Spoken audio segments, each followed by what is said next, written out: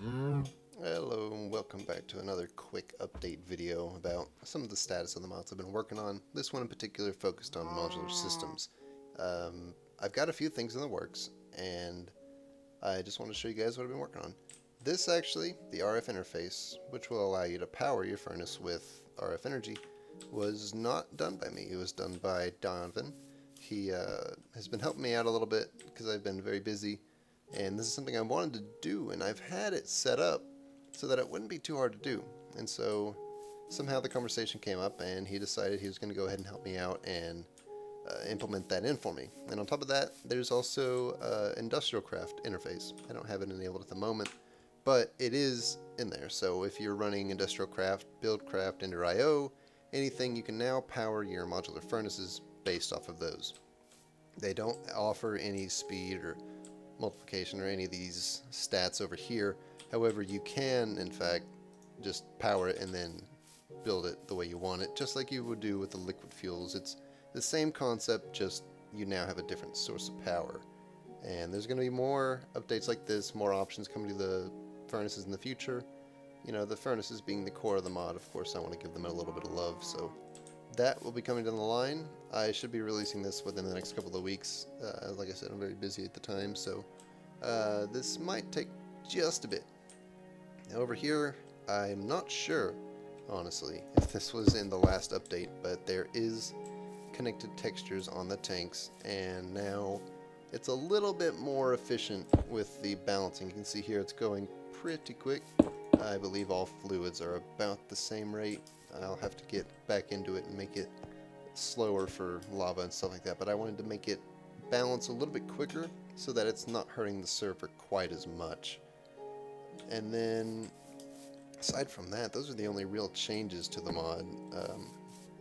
You know, you can play around. I'm sure I'm missing something in there, but those two were the two big ones. You know, the connected textures tanks, those being brought up to speed a little bit of improvements there, because I noticed when you had a bunch of them, they were really hurting FPS on especially lower end computers because it is fairly resource heavy. But now that should be fixed.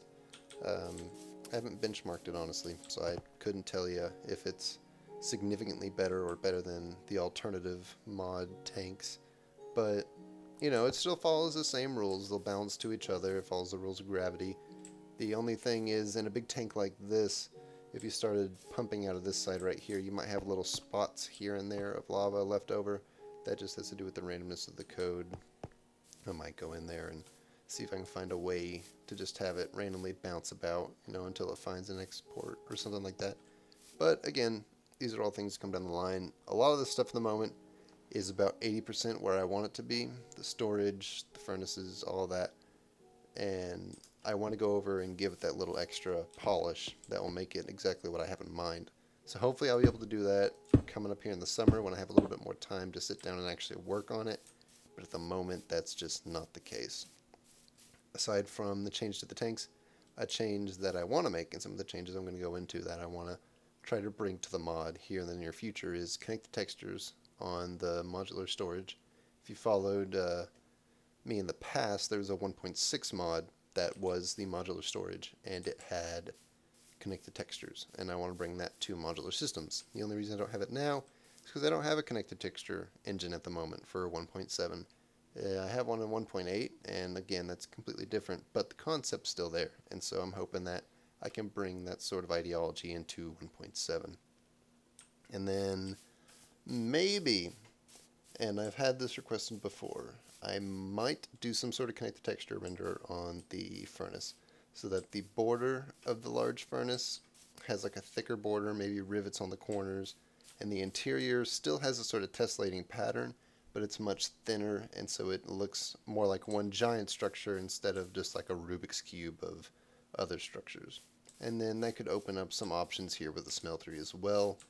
The only issue I see with that is I might not be able to do dynamic textures for the overlay. You know, if you think you would much rather have the boxy renderer as opposed to, you know, a more defined renderer with special corners, sides, and interior tessellation, you know, you can think like chiseled stuff like this. Go ahead and let me know, either here in the comment section on YouTube or go over to the forum post, get some discussion going. I'd love to hear what you guys think, because this is something that's been with the mod for quite a while now. I mean, I think it was back in 1.6 that I did the dynamic textures, and it has limited me a bit because I haven't been able to decide how exactly I'm going to go about doing more complicated systems. You can see here, this block, I want it to be dynamic, but I can only use so many things. I was able to find one for the RF block, but you run out of blocks in Minecraft pretty quickly the more you start adding. So perhaps jumping out of the dynamic texture range just a bit, keeping the basic concept that if you use a block like stone or redstone or something that is from another mod but is built into this, it will change the texture, that it'll keep whatever resource pack you're using. But the only issue I see with that is that if you were using my additions, it would be pixelated right next to, say, you're using an HD texture pack. So that's the only issue I foresee. And if you have anything to add to that, if you have any ideas, because honestly, I'm open to suggestions. I really am.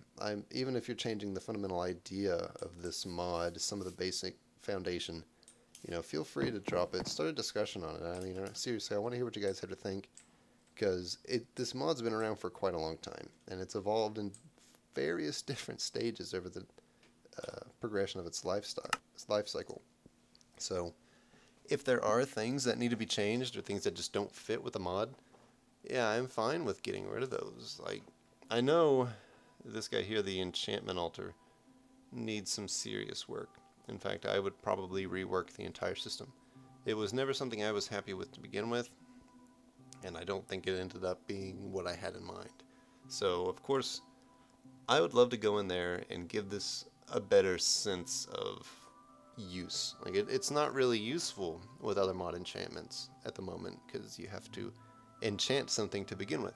So, that's just something I've been thinking about. It's also kind of inconsistent in its functions, with the bookshelves and the skulls. So that would be something I'd want to work on. I'd want to expand the storage system even more. I mean, I have a hopper and a smashing. There's all sorts of fun stuff. That might actually be going soon with the changes to Fake Player. It's more issues than it's really worth, but if you guys really love it, let me know. I'll keep it in there. But personally, I would probably just get rid of it. It doesn't really fit the whole idea of a storage system if it's outside of that. These, I still like all these, like the hopper and the crafting, sorting. That one will have a little bit extra work done to it so that it sorts a little more smartly, if that's a word. Anyway, there's a lot of changes I want to make. That's the gist of this update. But I really just want to let you guys know, because, I don't know, I'm kind of excited that we have an RF interface. You can power these things now. These are now compatible with, mod energy systems. So that would be kind of cool to see what you guys can come up with. I mean, I don't think you would really need more than one interface. The way it's set up, you don't really need to. I might end up going behind what Donovan did and adding in some ways that the more energy you have in it, the greater the speed value it returns. That way, whenever you give it a lot of power and a very high input, then it will contribute more to the overall thing, and that way you can stack multiple ones and fill their buffers up really full. That's just something I've been thinking about. Aside from that, if you got any suggestions, please feel free. I mean, I have a Twitter. You can tweet me. I don't care. I mean, I would love to interact with you guys. Feel free to, go in the comment sections, go to the forum, tweet me. I don't care. I'm a little busy, so I might not respond immediately, but I'll try my best to respond to people who try to contact me directly.